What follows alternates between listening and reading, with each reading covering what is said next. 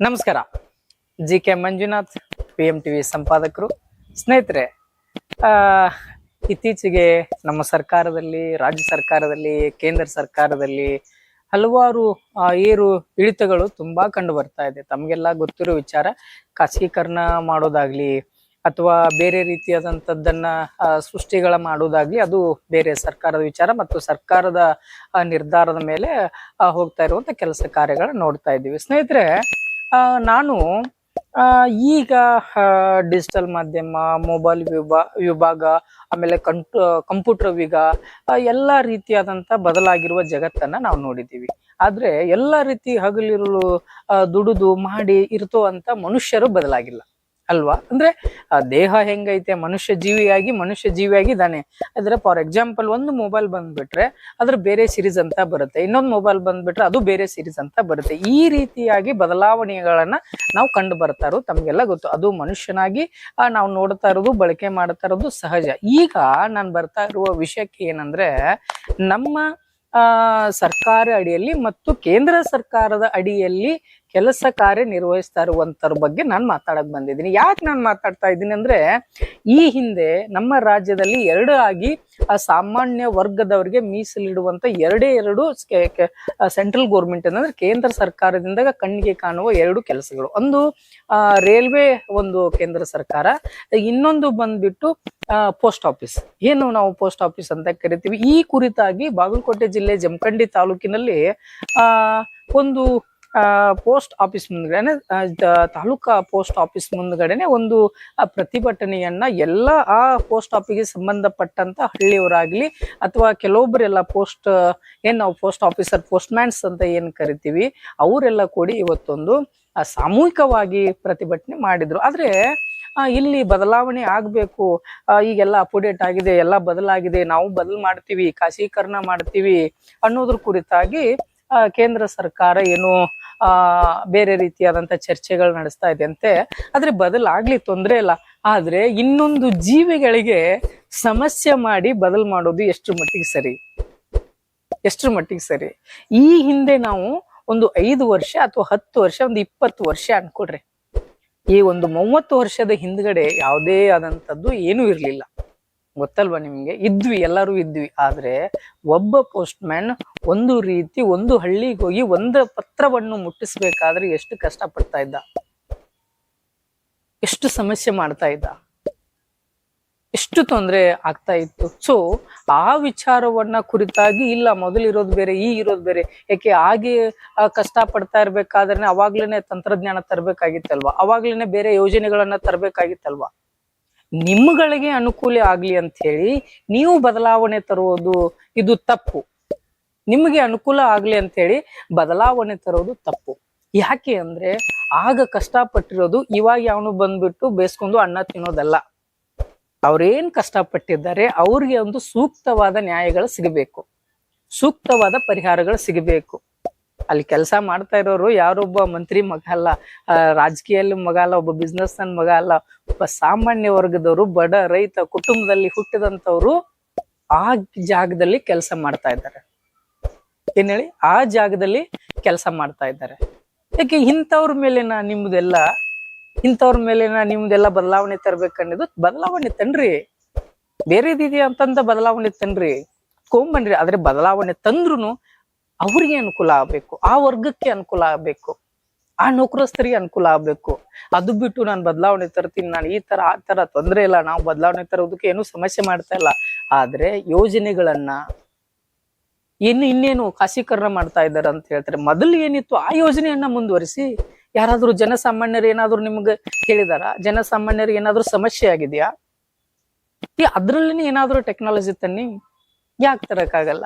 ಈ ಕುರಿತಾಗಿ ಇವತ್ತು ಜಮಖಂಡಿ ನಗರದಲ್ಲಿ ಹಲವು ಸಂಬಂಧಪಟ್ಟಂತ ಹಳ್ಳಿಗಳಲ್ಲಿ, ಹೋಬಳಿಗಳ ಸಂಬಂಧಪಟ್ಟಂತ ಎಲ್ಲ ಪೋಸ್ಟ್ ಮ್ಯಾನ್ಗಳು, ಹೆಣ್ಮಕ್ಳು ಎಲ್ಲರೂ ಸೇರಿ ನೌಕರಸ್ಥರಿಗೆ ಒಂದು ಅರ್ಥಗರ್ಭಿತವಾದಂತ ಒಂದು ಪ್ರತಿಭಟನೆ ಮಾಡಿದ್ರು. ಇದು ಯಾಕೆ ಅಂದ್ರೆ, ಈ ಸೆಂಟ್ರಲ್ ಅವರ ಕೇಂದ್ರ ಸರ್ಕಾರ ಮಾಡ್ತಾ ಇರೋದು ಏನಂದ್ರೆ, ಗುಬ್ಬಿ ಮೇಲೆ ಬ್ರಹ್ಮಾಸ್ತ್ರ. ಅಂದ್ರೆ ಗುಬ್ಬಿ ಮೇಲೆ ಬ್ರಹ್ಮಾಸ್ತ್ರ ಬಿಟ್ಟಿರೋ ತರ ಈ ತರ ನಿಮ್ಮ ಆಯುಧಗಳನ್ನ ಬಳಕೆ ಮಾಡ್ಬೇಡ್ರಿ. ಕೆಲವೊಂದ್ ಕಡೆ ಭ್ರಷ್ಟತೆ ಇರುತ್ತೆ, ಕೆಲವೊಂದು ಹಾಳಾಗ್ತಾ ಇರುತ್ತೆ, ಯುವಕರು ಹಾಳಾಗ್ತಾ ಇರ್ತಾರೆ, ಧೂಮಪಾನದಿಂದ ಹಾಳಾಗ್ತಾ ಇದ್ದಾರೆ, ಮದ್ಯಪಾನದಿಂದ ಹಾಳಾಗ್ತಾರೆ. ಅಂತದನ್ನ ಬದಲಾವಣೆ ತರಕ್ ಪ್ರಯತ್ನ ಪಡ್ರಿ. ಇವತ್ತು ದುಡಿದು ತಿನ್ನೋರ ಮೇಲೆ ಯಾಕೆ ನೀವು ಬದಲಾವಣೆ ಅನ್ನುವ ವ್ಯಕ್ತಪಡಿಸ್ತಾ ಇದ್ದೀರಿ? ಯಾಕೆ ನೀವು ಅದನ್ನ ಬದಲಾಯಿಸ್ತಾ ಇದ್ದೀರಾ? ಈಗಿರೋ ಅವ್ರ ಯೋಜನೆಗಳನ್ನ ಕೊಟ್ಬಿಡ್ರಿ. ಸೊ ಅಂತ ಯೋಜನೆ ಕೊಟ್ಟಾಗ ಅವ್ರ ಪಾಡಿಗೆ ಅವ್ರ ಕೆಲಸ ಮಾಡ್ತಾ ಇರ್ತಾರೆ. ಹಾಗಾಗಿ ಈ ವಿಷಯ ಕುರಿತಾಗಿ ಇವತ್ತು ಜಮಖಂಡಿ ತಾಲೂಕಿನಲ್ಲಿ, ಬಾಗಲಕೋಟೆ ಜಿಲ್ಲೆಯಲ್ಲಿ ಹಲವು ಮುಖಂಡರು ಮಾತಾಡೋರು. ಈಗ ಸುಮ್ಮನೆ ನಾನು ವಿಷಯವನ್ನ ಮುಟ್ಸೋಕೆ ಮಾತಾಡಿದೆ. ಈ ಕುರಿತಾಗಿ ಮತ್ತೊಂದು ತಮಗೆ ನಾನು ವಿಶೇಷ ಚರ್ಚೆಯನ್ನ ನಮ್ಮ ಮಾಧ್ಯಮದಲ್ಲಿ ನಾವು ಪ್ರಸಾರ ಮಾಡ್ತೀವಿ. ಆದ್ರೆ ಗೊತ್ತಾಗ್ಲಿ, ಯಾಕಂದ್ರೆ ಇದು ತಪ್ಪು. ಈ ಕುರಿತಾಗಿ ಹಲವು ಅಲ್ಲಿ ಏನು ಪ್ರತಿಭಟನೆ ಮಾಡ್ತಾ ಇರುವಂತವ್ರು ಈ ವಿಷಯದ ಕುರಿತಾಗಿ ಮಾತಾಡಿದಾರೆ. ದಯವಿಟ್ಟು ಅದನ್ನೆಲ್ಲ ಕೇಳಿಸ್ಕೊಳ್ಳಿ. ಆದ್ರೆ ಕೇಂದ್ರ ಸರ್ಕಾರ ಮಾಡ್ತಾ ಇರೋದು ನೀವು ಗುಬ್ಬಿ ಮೇಲೆ ಬ್ರಹ್ಮಾಸ್ತ್ರ. ಬೇರೆ ಒಂದು ಕೆಟ್ಟ ವಿಚಾರಗಳಿಗೆ ಮಾಡ್ರಿ, ಅದಕ್ಕೆ ನಾವು ಬೆಂಬಲ ಕೊಡ್ತೀವಿ. ಯಾರದೇ ಇಲ್ದವ್ರು ಬಂದ್ಬಿಟ್ಟು ಯಾರೋ ಕೇಳಲ್ಲ ಅನ್ನೋದ್ ಮಾತಕ್ಕೆ ಅಲ್ಲಿ ನೀವು ನಾವೇನೇನು ಮಾಡ್ತೀವಿ ಅಂದ್ರೆ ಆಗಲ್ಲ. ದಯವಿಟ್ಟು ತಮ್ಮ ಕಡೆಯಿಂದ ನಾನು ಕೇಳ್ಕೊಳ್ಳೋದಿಷ್ಟೇನೆ. ಹಾಗಾಗಿ ಈ ವಿಷಯ ಕುರಿತಾಗಿ ಪ್ರತಿಭಟನೆ ಮಾಡ್ತೀವಿ, ನಂತರದಲ್ಲಿ ಮಾತಾಡ್ತಾರೆ ಮುಖಂಡರು, ಆಮೇಲೆ ಗೊತ್ತಾಗುತ್ತೆ. ಸ್ನೇಹಿತರೆ, ಇವತ್ತಿನ ಈ ಚರ್ಚೆ ಆಗಿತ್ತು ಜಮಖಂಡಿ ತಾಲೂಕಿನಲ್ಲಿ ನಡೆದಂಥದ್ದು, ಬೇರೆ ಏನೂ ಅಲ್ಲ. ಇದೇ ರೀತಿಯಾಗಿ ನಮ್ಮ ಮಾಧ್ಯಮವನ್ನ ಶೇರ್ ಮಾಡಿ, ಸಬ್ಸ್ಕ್ರೈಬ್ ಮಾಡಿ, ಲೈಕ್ ಮಾಡಿ. ಈ ವಿಷಯ ಎಲ್ಲಾ ರಾಜಕಾರಣಿಗಳಿಗೂ ಮುಟ್ಟುವರೆಗೂ ಶೇರ್ ಮಾಡಿ ಸ್ನೇಹಿತರೆ. ಇಂಥ ವಿಷಯಗಳನ್ನ ತಮ್ಮ ಮುಂದೆ ಮತ್ತೆ ಪ್ರಸ್ತಾಪ ಪಡಿಸಕ್ ಬರ್ತೀನಿ. ನಿಮ್ಮ ಜಿ ಕೆ ಮಂಜುನಾಥ್. ಇವತ್ತು ನಮ್ಮ ಕೇಂದ್ರ ಅಂಚೆಕಚೇರಿಯ ಸಂಘಟನೆಯ ಮೇರೆಗೆ ಒಂದು ದಿನದ ಮುಷ್ಕರವನ್ನು ನಾವು ಹಮ್ಮಿಕೊಂಡಿದ್ದೇವೆ. ಕಾರಣಗಳೆಂದರೆ ನಮಗೆ 8ನೇ ವೇತನ ಆಯೋಗದ ಬಗ್ಗೆ ಒಂದು ಸ್ವಲ್ಪ ಇದು ಇದೆ. ಸೊ ಅದನ್ನ ಬೇಗ ಇಂಪ್ಲಿಮೆಂಟ್ ಮಾಡ್ಬೇಕಂತ ಹೇಳ್ಬಿಟ್ಟು, ಮತ್ತೆ ಕೆಲಸದ ಒತ್ತಡ ತುಂಬಾ ಇರುವುದರಿಂದ ನಮ್ಮ ಕೇಂದ್ರ ಸರ್ಕಾರವು ನಮಗೆ ಅದನ್ನು ಕಡಿಮೆ ಮಾಡಿ ಕೊಡ್ಬೇಕಾಗಿ ವಿನಂತಿಸಿಕೊಳ್ಳುತ್ತೇವೆ. ಸೊ ಮತ್ತೆ ತುಂಬಾ IDC ಅಂತ ಹೇಳ್ಬಿಟ್ಟು ಒಂದು ಕಾನ್ಸೆಪ್ಟ್ ತಂದಿದ್ದಾರೆ, ಅದು ಕೆಲಸದ ಒತ್ತಡ ಜಾಸ್ತಿ ಆಗ್ತಿದೆ. ಸೊ ಅದರಿಂದ ಅದನ್ನ ಕೆಲಸದ ಒತ್ತಡ ನಮ್ಗೆ ಕಡಿಮೆ ಮಾಡಿಕೊಡ್ಬೇಕೆಂದು ಅವ್ರಿಗೆ ಮನವಿ ಮಾಡಿಕೊಳ್ತಿದ್ದೇವೆ. ಇದರಿಂದ ನಮ್ಗೆ ಅನುಕೂಲ ಆಗಿ ಮನವಿ ಮಾಡಿಕೊಳ್ತೇವೆ. ಇದು ಮಾಡಿಕೊಟ್ರೆ ನಮಗೆ ಅನುಕೂಲ ಆಗುತ್ತೆ ಎಂದು ಅವ್ರಿಗೆ ಕೇಳ್ಕೊಳ್ತೇವೆ. ಈ ಕೆಲಸದ ಒತ್ತಡವನ್ನು ಕಡಿಮೆ ಮಾಡ್ಬೇಕು. ತುಂಬಾ ಆಗಿರುತ್ತಿದೆ ಈ ಕೆಲಸದ ಒತ್ತಡ. ಈಗ ಡಿಸ್ಟೆನ್ಸ್ ಎಲ್ಲ ಜಾಸ್ತಿ ಆಗ್ತಿದೆ. ಈಗ 10 ಕಿಲೋಮೀಟರ್ ಎಲ್ಲ ನಮ್ಗೆ ಡೆಲಿವರಿಗೆ ಕಳಿಸ್ತಾ ಇದ್ದಾರೆ. ಒಂದೊಂದು ಪಿನ್ ಕೋಡ್ 3 ಆಫೀಸಿಗೆ ಅಟ್ಯಾಚ್ ಮಾಡ್ತಿದ್ದಾರೆ IDC ಎಂಬ ಕಾನ್ಸೆಪ್ಟ್ ಅನ್ನು. ಸೊ ಅದರಿಂದ ಅದನ್ನ ಮೊದಲು ಯಾವ ತರ ಇತ್ತು ಅದೇ ರೀತಿ ಅದನ್ನ ಮುಂದುವರಿಸಬೇಕಾಗಿ ನಾವು ಅವ್ರಿಗೆ ಕೇಳ್ಕೊಂಡಿವಿ. ತದನಂತರ 8ನೇ ವೇತನ ಆಯೋಗವನ್ನು ಬೇಗ ಇಂಪ್ಲಿಮೆಂಟ್ ಮಾಡಬೇಕು. ಜನವರಿಯಿಂದ ಇದಕ್ಕೆ ಆಯೋಗವನ್ನು ರಚನೆ ಮಾಡಬೇಕು. ಮತ್ತೆ ನಮ್ಮ GDS ಬಂಧುಗಳಿಗೆ ಅವ್ರಿಗೂ ಅದು ಒಂದು ಆಯೋಗವನ್ನು ರಚನೆ ಮಾಡಬೇಕು 8ನೇ ವೇತನಕ್ಕೆ. ಅವ್ರಿಗೆ NPS ಮತ್ತು UPS ತೆಗೆದು OPS ಅನ್ನು ಕೊಡಬೇಕಾಗಿ ಅವ್ರಿಗೆ ಕೇಳಿಕೊಂಡಿದ್ದೇವೆ. ಹಳೆ ಪಿಂಚಣಿ ಯೋಜನೆ ನಮಗೆ ಮತ್ತೆ ಮರುಕಳಿಸಬೇಕಂತ ಅವ್ರಿಗೆ ಕೇಳಿಕೊಂಡಿದ್ದೇವೆ. ಸೊ ಆದ್ದರಿಂದ ಇವೆಲ್ಲ ನಮ್ಗೆ ಅನುಕೂಲ ಆಗಿರುತ್ತೆ ಅಂತ ಹೇಳ್ತೇವೆ. ಇದು ಆಲ್ ಓವರ್ ಇಂಡಿಯಾ ಇದೆ ಸರ್. ಒಂದಿನದ ಮುಷ್ಕರವು ರಾಷ್ಟ್ರಾದ್ಯಂತ ಇದೆ, ಆಲ್ ಓವರ್ ಇಂಡಿಯಾ ಎಲ್ಲ ಕಡೆ ಮಾಡ್ತಿದ್ದಾರೆ ಸರ್. ಇದು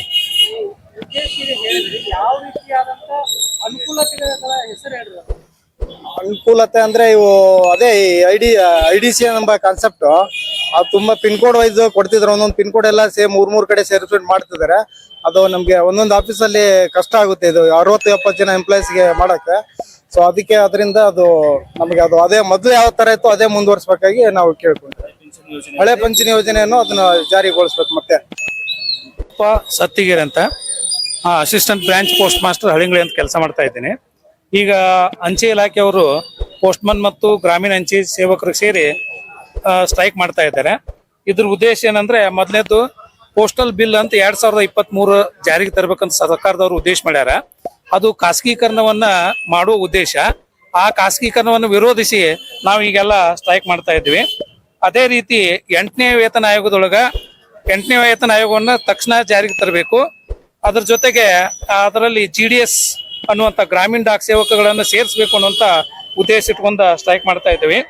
ಅದೇ ರೀತಿ ಮೊದಲಿದ್ದಂತ OPS ಅಂದ್ರೆ ಓಲ್ಡ್ ಪೆನ್ಷನ್ ಸ್ಕೀಮ್ ಅಂತ ಇತ್ತು.